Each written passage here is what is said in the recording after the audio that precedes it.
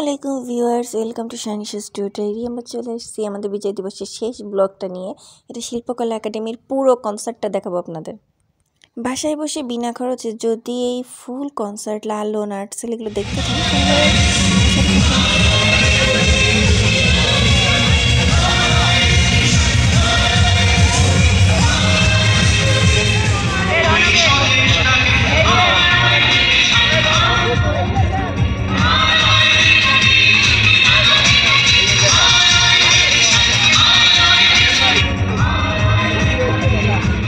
শিল্পকলা একাডেমি পুরো রবে সেজে গেছে। অবশ্যই সাজবে, কারণ এটা সাংস্কৃতিক আয়োজনের মূল প্রাণকেন্দ্র ঢাকার উপর।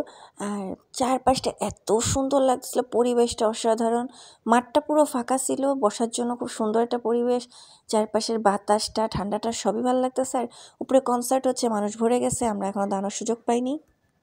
তো পরে একটা ফুল ইউটার্ন দিল আপনাদের শিল্পকলা একাডেমির। আর আমি বসে পড়ছি, আমার কাছে সানি রয়েছে। আর বসে পড়ার কারণ হচ্ছে ওই পাশতে অনেকটা টায়ার্ড হয়ে গেছি হাঁটতে হাঁটতে। ঢাকা ভার্সিটি এরিয়া আজকাল পাবলিক রিক্সা টিক্সা এগুলো কিছু ঢোকে না, ট্রান্সপোর্ট। আর গান গাচ্ছে কিংবদন্তি শ্রদ্ধেয় ফেরদৌস রানা।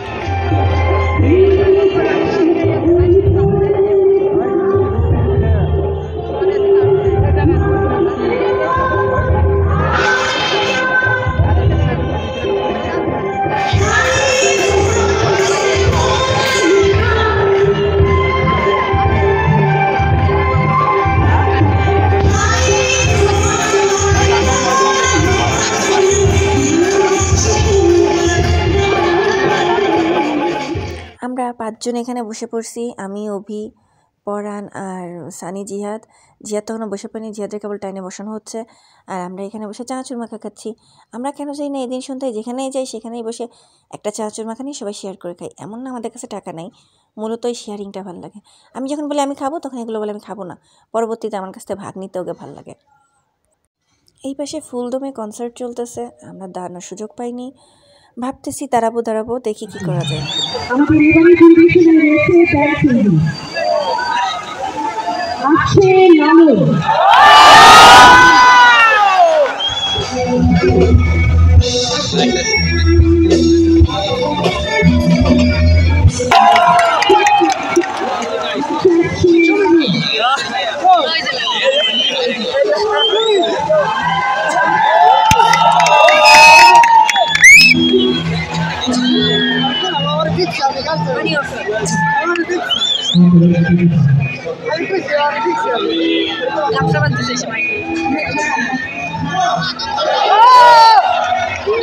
চলে আসছে লালন ব্যান্ড। সত্যিকারে বলতে গেলে এই দিন সন্ধ্যার সব থেকে মূল আকর্ষণ ছিল এবং পুরো এনজয় করার মতো ফুল একটা প্যাকেজ ছিল লালনের গান।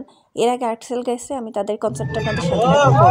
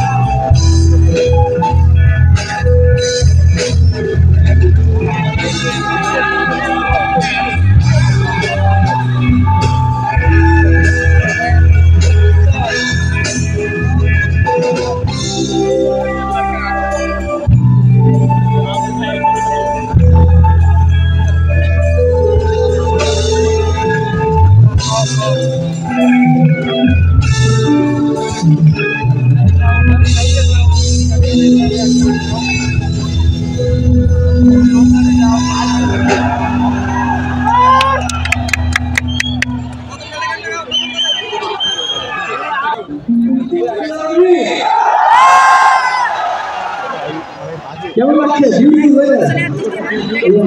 আজকে আমাদের খুবই একটা গুরুত্বপূর্ণ দিন এবং ডিসেম্বর আমরা প্রত্যেকটা মানুষ আমাদের হৃদয়ে ধারণ করি।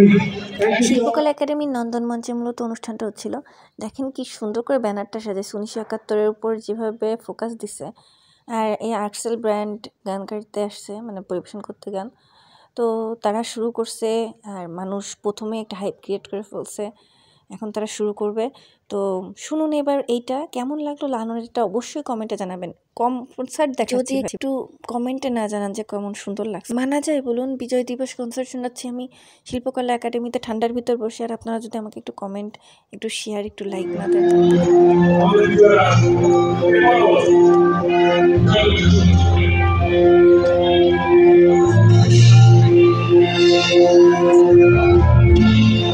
Wow, shit. I don't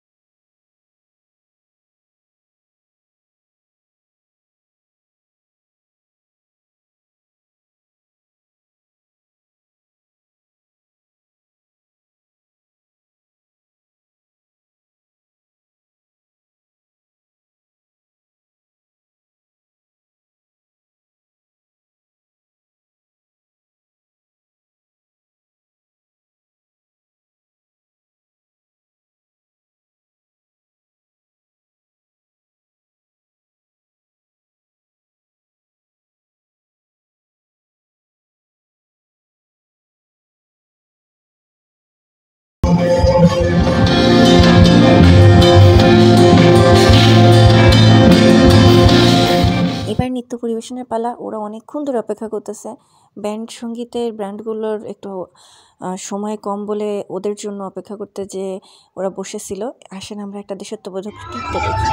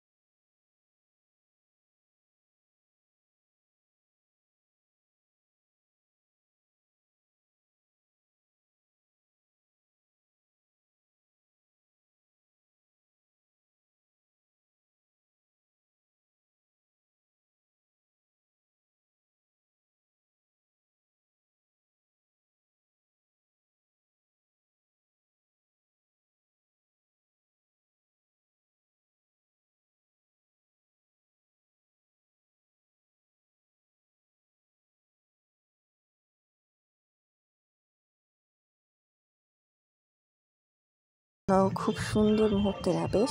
তো যাই হোক, লালন তখনও গান গাচ্ছে, কিন্তু আমরা ভাবলাম আমরা চলে যাব, কারণ সবাই যদি একসাথে বের হতে যায় তখন একটা চরম ক্যাচাল পড়বে এবং যানবাহন পাবো না। অলরেডি রাত 10:30 বাজতে যায়।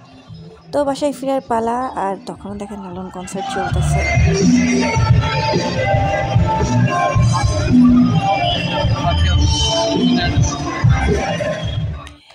ফিরতি পথে আমরা রিকশায় থাকা অবস্থায় আপনাদের দেখাচ্ছি ঢাকা শহরের এই রাজধানীর 16ই ডিসেম্বরের সকল সৌন্দর্য, সাজ রব, সব সাজবাতি, সুন্দর সাজানো প্রকৃতি।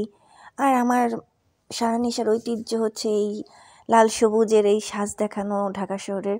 কারণ আমার সারানিশা চ্যানেলটাই শুরু হয়েছিল বিজয় দিবসের ডেকোরেশন দেখায় বাংলাদেশের, আর সেটাই ছিল আমার প্রথম ব্লগ।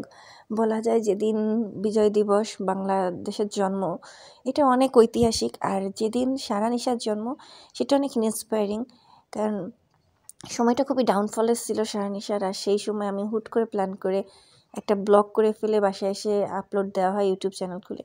আর সেখান থেকে আজকে সারানিশার প্রায় 400+ ভিডিও চ্যানেলে, পেজ আছে যেটা অলরেডি মনিটাইজ আপনাদের দোয়ায়, চ্যানেল আছে যেটা ফুল মনিটাইজ আপনাদের দোয়ায়।